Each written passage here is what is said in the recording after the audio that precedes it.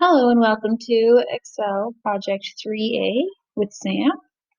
I've got the instructions printed off again, so I will read them out and we'll go along with this project. So step 1 says Charlie is a salesman at Pickup Motors car dealership. He is performing a detailed analysis of his sales for the first half of 2018, including representing his sales and commissions with graphs.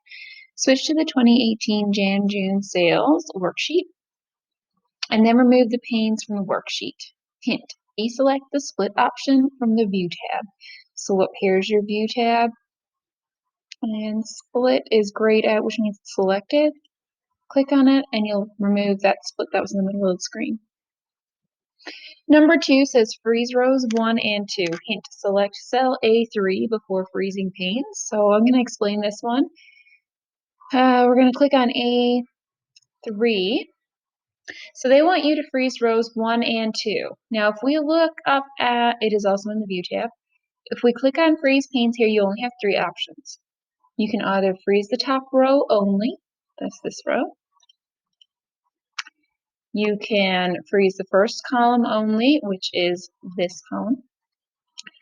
The third option you have is to see the blue there. You can freeze panes, so keep rows and columns visible while the rest of the worksheet scrolls.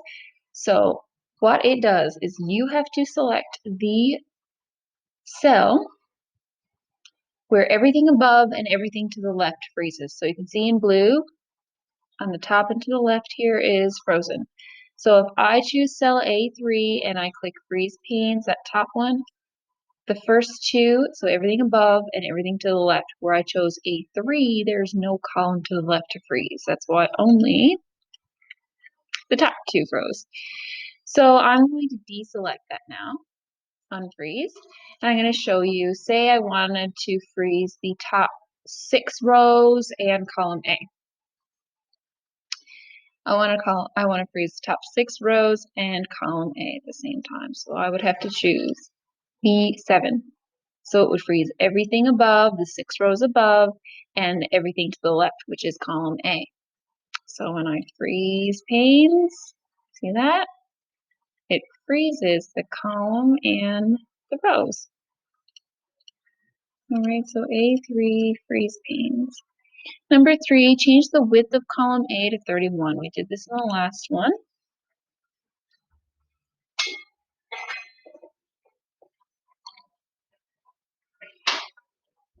You can either drag, or what I find easiest is to right click on the column, column width, and type in exactly what you're looking for. There you go. Number 4, select the range B4 to D4 and use your fill handle to go straight over to G4. So they're going to pick up on the fact that these are months and fill them up. Number 5, in cell H5, create a column sparkline based on the data in the range B5 to G5. B5 to G5. All right, so it says create a column sparkline.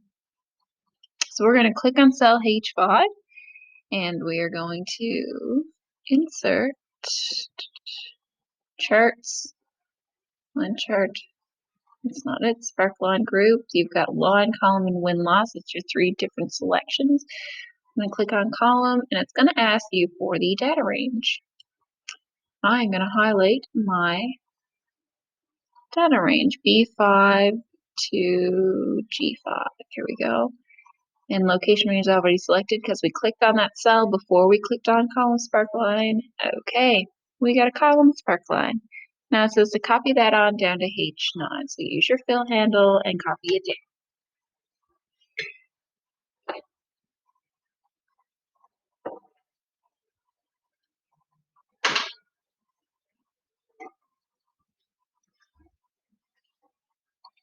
Number 6, using the format painter, copy the formatting from the range G5, G9 to the range H5, H9. So G5 to G9.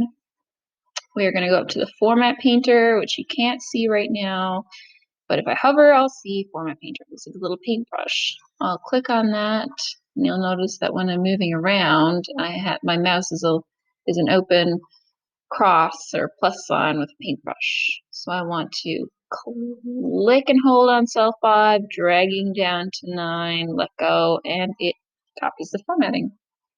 Number 7, copy the contents of the range B4G4 to the range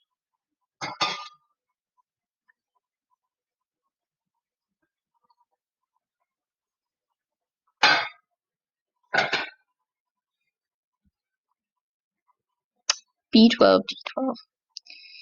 Copy the contents. That's a pretty simple copy and paste. So B4G4,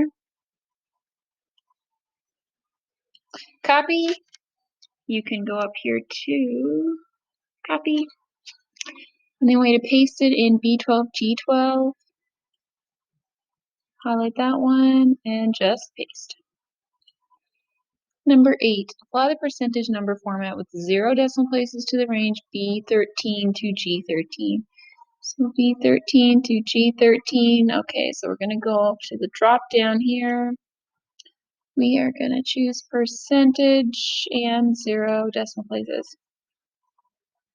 Number 9, select the merged range A15 to A27. I'm going to scroll down a little. A15 to A27. Then rotate the cell contents to 90 degrees. Okay.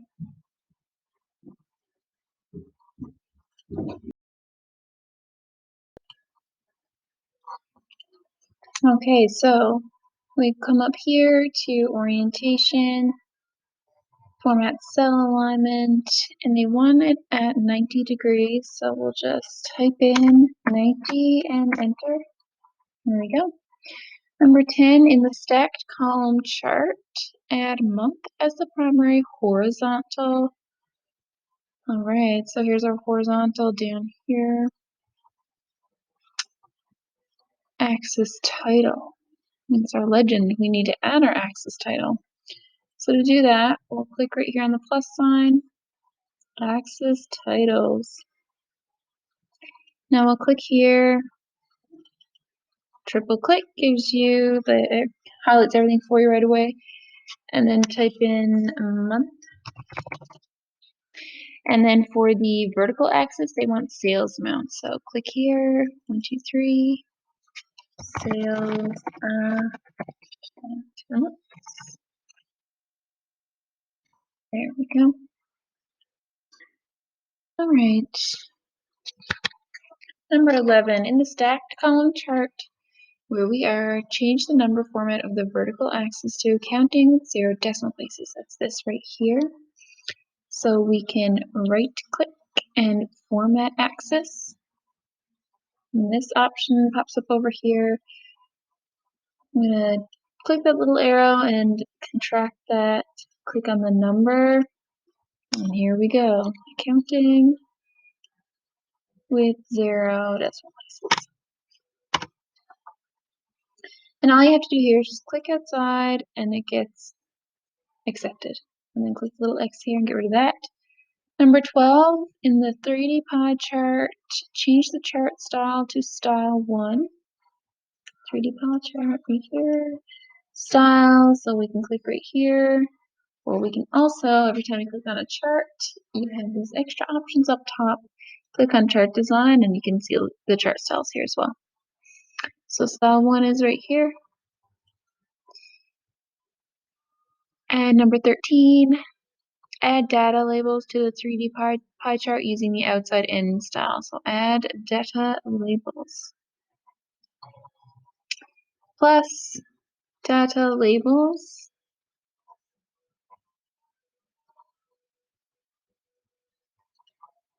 And we need to use the outside end. There we go.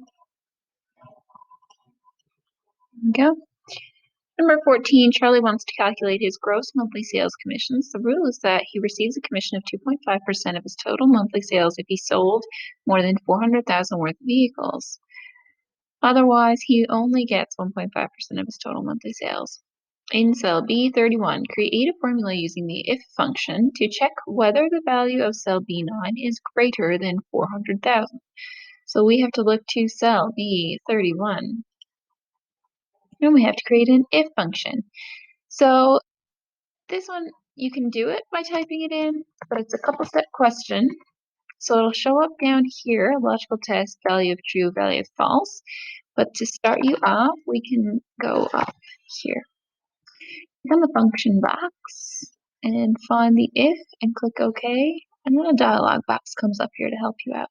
Okay, so it says check whether the value of cell B9 is greater than 400,000. So that's our logical test to check whether B9 is greater than 400,000.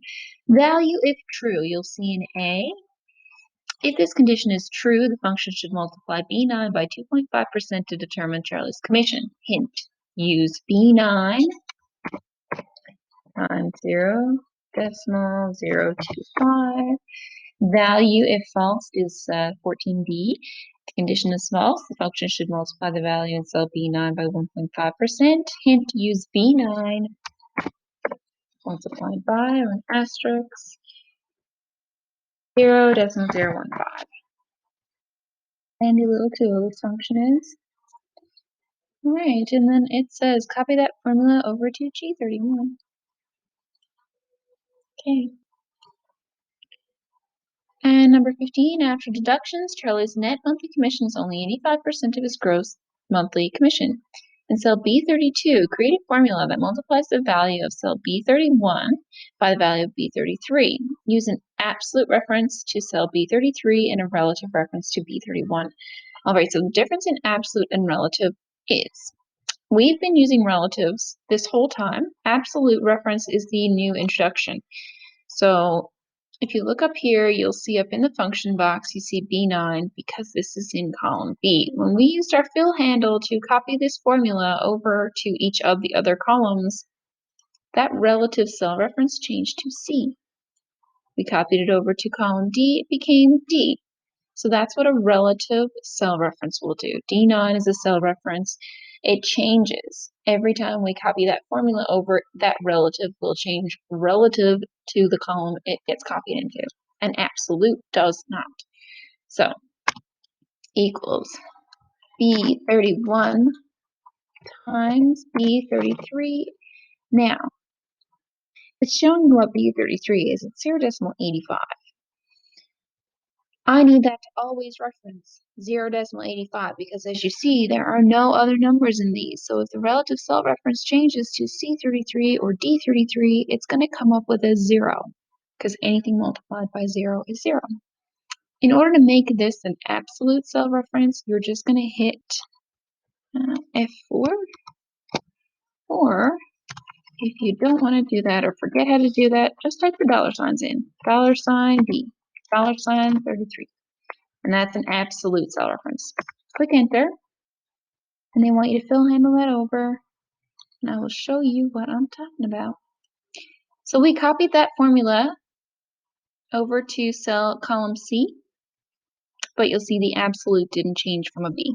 Because we put those dollar signs in there, that is an absolute cell reference, and it will always reference the same cell. No matter where we copy that formula to, you'll always see B33. All right. Number 16 in cell H31.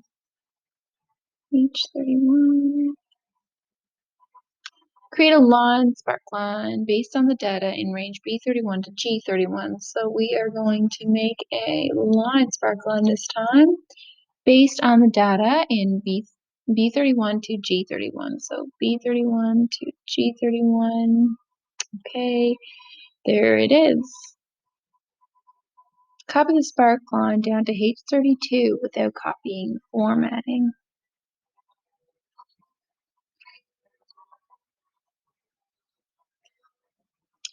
So you just do the regular fill handle, then click on this little button that comes up here. It kind of looks like the quick analysis tool.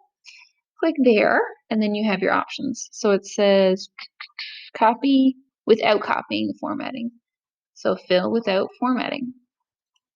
There you go. Now it says 16A, change the spark line type to column. Oops. So we're going to highlight them and we're going to change them to, whoops, actually up here we have our Sparkline tools. We're going to change them to columns and changing the style to Sparkline Style Dark number 4. Here's our styles. 1, 2, 3, 4. I'm going to take a stab in the dark. There it is. Number 17 in the range A31 to A32. Increase the indent of the cell contents once. That's going to be this indent right here. Increase indent. Click one time for once.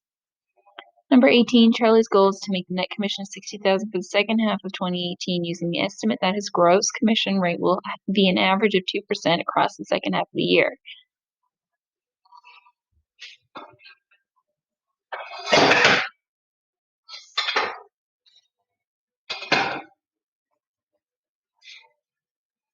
Select cell B39 and then use goal seek to determine what value of cell B36 is necessary to set the value of cell B39 to 60,000. So we are going to use goal seek on cell B39. B39 right here. You're going to get goal seek going, and that is in data. In what if analysis and goal seek. So it says set cell B39 at 60,000. Oops, my goodness. B39, which is already there, to value 60,000 by changing cell B36. Click OK, and it will fill in the values for you. So to get to 60,000, he needs to change this number. That's the number he needs to reach.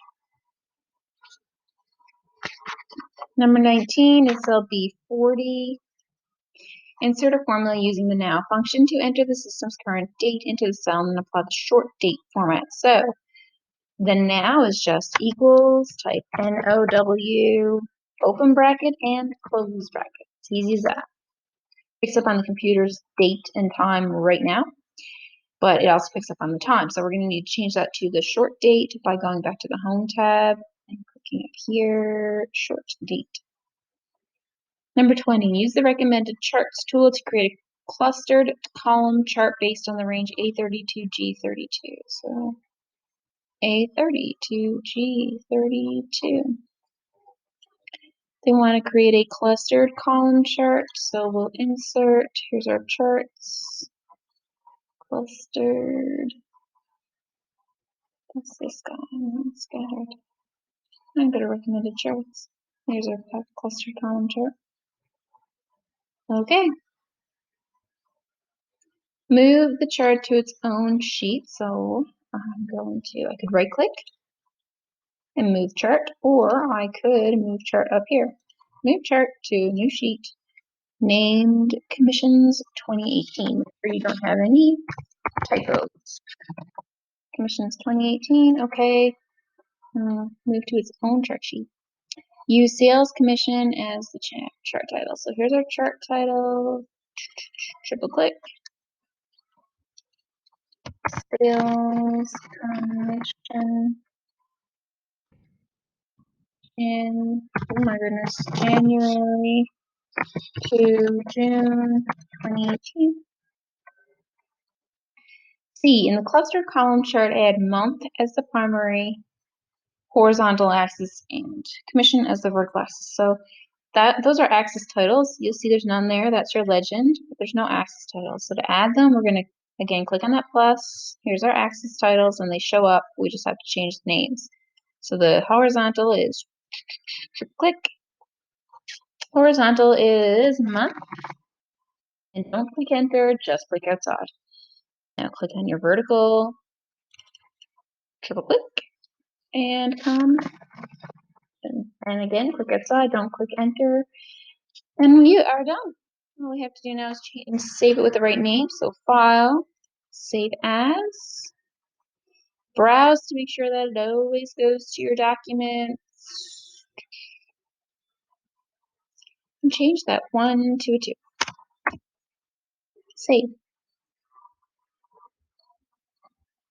All right, perfect. It's saved and changed up at the top, and you are ready to submit.